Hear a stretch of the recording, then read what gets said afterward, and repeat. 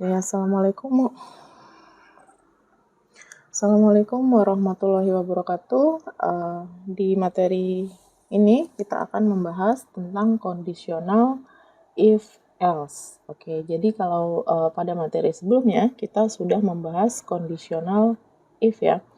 Nah, sekarang apa perbedaannya antara kondisional if dengan kondisional if else?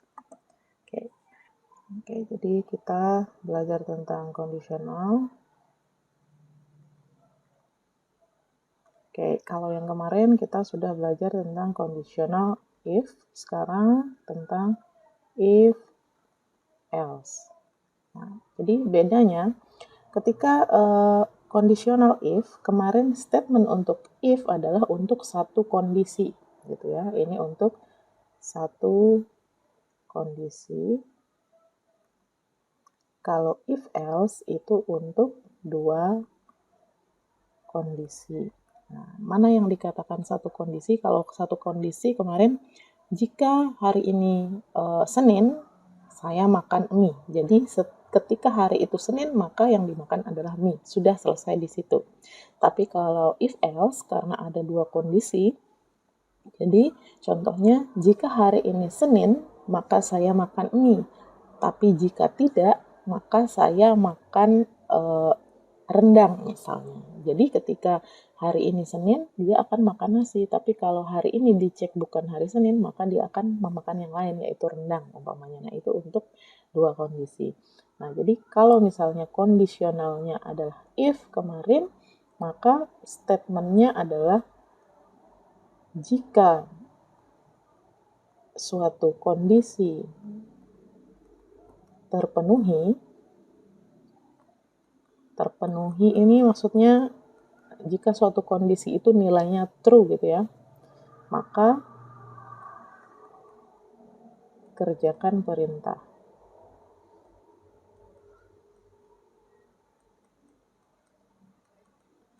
Nah, tapi kalau untuk if else, statementnya adalah jika suatu kondisi terpenuhi atau bernilai true, maka kerjakan perintah 1, tapi jika tidak terpenuhi, kerjakan perintah 2. Nah, ini perbedaan antara kondisional untuk satu kondisi dengan if else ini untuk dua kondisi. Nah, sekarang kita lihat bagaimana penulisan untuk perumusannya ketika kita menulis di bahasa pemrograman Java. Oke, di sini kita lihat kondisi if else adalah suatu percabangan di mana digunakan untuk dua pernyataan. Nah, rumus yang digunakan adalah ini. Jika suatu kondisi terpenuhi, kerjakan perintah 1, kemudian tutup kurung. Nah, maksudnya di sini bahwa jika kondisi ini bernilai true atau terpenuhi, maka kerjakan perintah yang ada di bawahnya. Nah, ini jangkauan areanya adalah dari Jangkauan areanya adalah dari di sini sampai di sini untuk pernyataan 1. Tapi ketika kondisi ini tidak terpenuhi, maka dia akan lompat ke else. Else-nya adalah kerjakan perintah kedua. Nah, di dalam flowchart-nya, bentuknya adalah cek kondisinya. Jika suatu kondisi terpenuhi, maka kerjakan perintah yang ada di bawahnya. Tapi jika tidak, maka kerjakan perintah yang lain, kemudian selesai. Nah, sekarang kita coba lihat di penulisan kode. Nah, di sini saya sudah punya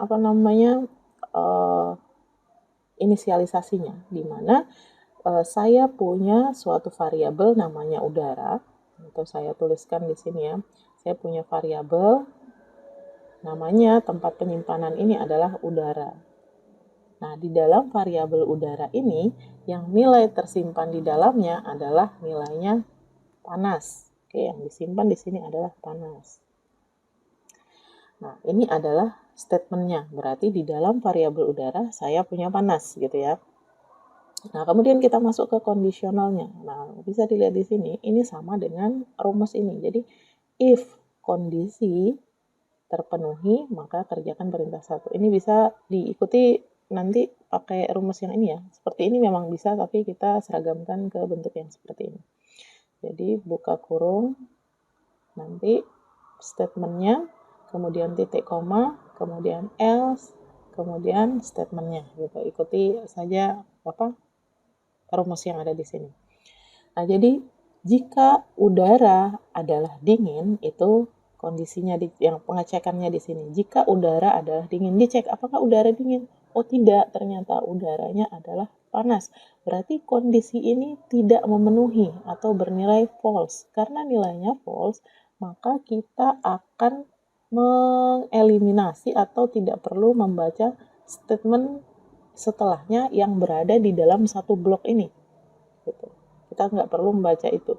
Karena kondisi ini tidak terpenuhi, maka ini langsung diabaikan. Ya, perintah yang di bawahnya ini diabaikan, kita langsung lompat ke perintah else. Kalau tidak, apa yang dilakukan ketika perintah di atas ini tidak memenuhi, maka kerjakan langsung perintah else-nya. Perintah else-nya adalah tampilkan di layar hidupkan AC. Maka ketika ini dijalankan, maka yang muncul adalah hidupkan AC. Itu ya. Jadi apapun ketika kondisi di atas ini tidak memenuhi, apapun perintah else-nya, maka itu akan dijalankan. Oke, sekarang kita contohkan dengan menggunakan bagaimana kita menuliskan dengan menggunakan kode Java. Oke, saya tuliskan di sini rumusnya biar tidak lupa. Jika kondisi terpenuhi, maka laksanakan perintah 1,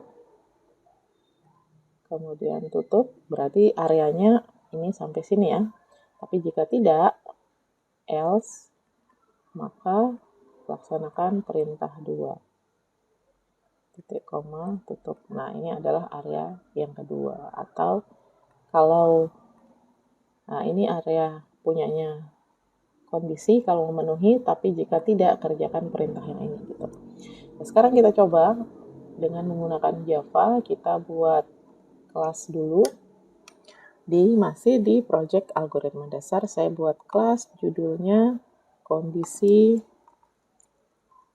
if else. Oke ya, saya beri nama seperti itu.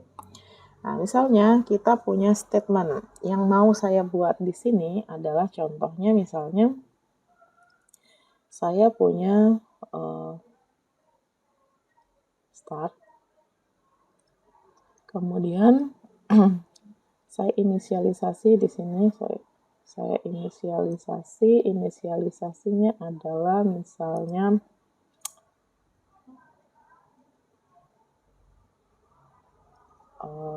lapar gitu. Misalnya inisialisasinya adalah lapar. Kemudian kalau lapar misalnya makan. Gitu ya. Kalau lapar misalnya makan, dicek kondisinya. Apakah lapar? Kalau iya, outputnya adalah makan. Kalau tidak, outputnya adalah main. Nah, N. Oke. Nah, jadi ini maksudnya saya punya variabel, nanti variabel ini menyimpan, nama variabelnya adalah lapar. Dia akan menyimpan nilainya adalah makan. Nah, dicek kondisinya. Kalau nilainya adalah lapar, karena ini bernilai true, maka dia melakukan, yang dilakukan adalah makan.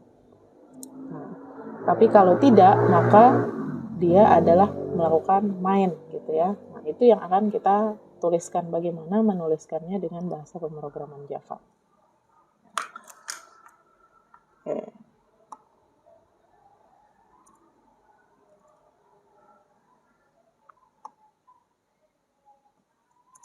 Sekarang kita ikuti saja di sini. Yang pertama kita mau melakukan inisialisasi string, karena nilai yang tersimpan adalah nilai string ya.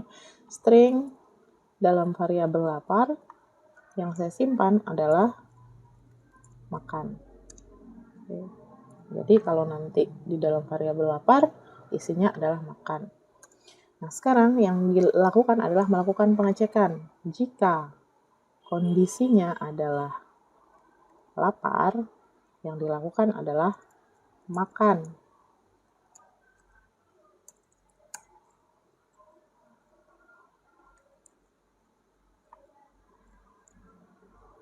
Nah, kalau memenuhi, maka yang di print misalnya saya makan, umpamanya.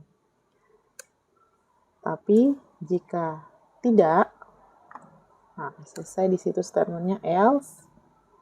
Kalau tidak lapar, nilainya adalah makan. Kalau kondisi itu tidak memenuhi, maka tampilkan di layar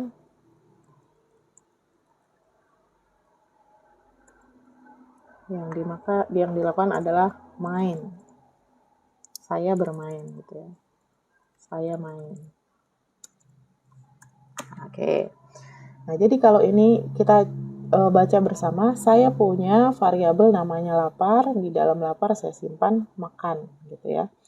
Jika lapar isinya adalah makan, jika di dalam variabel lapar isinya ada atau nilainya adalah makan, dicek di sini apakah di dalam variabel lapar isinya adalah makan? Iya. Maka tampilkan di layar saya makan. Maka yang muncul nanti adalah saya makan. Coba kita cek. Nah, yang muncul adalah saya makan. Nah, tapi kalau saya ganti misalnya di sini di dalam variabel lapar apakah isinya minum misalnya. Nah, berarti kita cek di sini. Apakah di dalam variabel lapar isinya minum? Di sini ternyata variabel lapar isinya makan. Dalam variabel lapar isinya makan. Maka ketika dicek berarti kan kondisi ini tidak memenuhi atau bernilai false ya. Jadi jika kondisinya nilainya false, maka ini tidak perlu dibaca. Dia harus dilompati sampai dengan tanda tutup kurungnya karena itu semua adalah areanya atau n-nya ada di situ.